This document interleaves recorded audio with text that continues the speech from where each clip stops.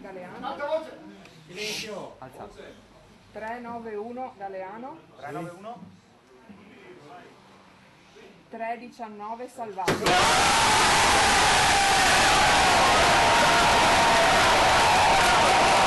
È finita così oggi pomeriggio a Preganziolo. Paolo Galeano si riconferma sindaco e lo fa già al primo turno, battendo la candidata del centrodestra Valeria Salvati.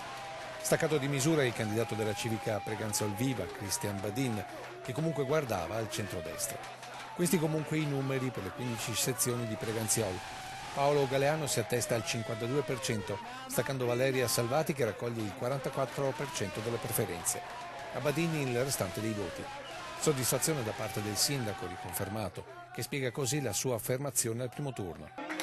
5 anni di lavoro pancia a terra a servizio della nostra comunità. Sconfitta che brucia in casa Lega, dove si sperava che il traino nazionale di Salvini e soprattutto quello regionale di Zaia riportassero, dopo l'era Marton, chiusa nel 2014, la Lega alla guida di uno dei comuni più importanti della fascia attorno a Treviso. La differenza, secondo il sindaco Galeano, l'ha fatta la concretezza che continuerà anche per i prossimi 5 anni. Dalla responsabilità che ci danno i cittadini con questo risultato strepitoso a seguito delle elezioni europee che ci avevano dato questo esito ovviamente poco confortante.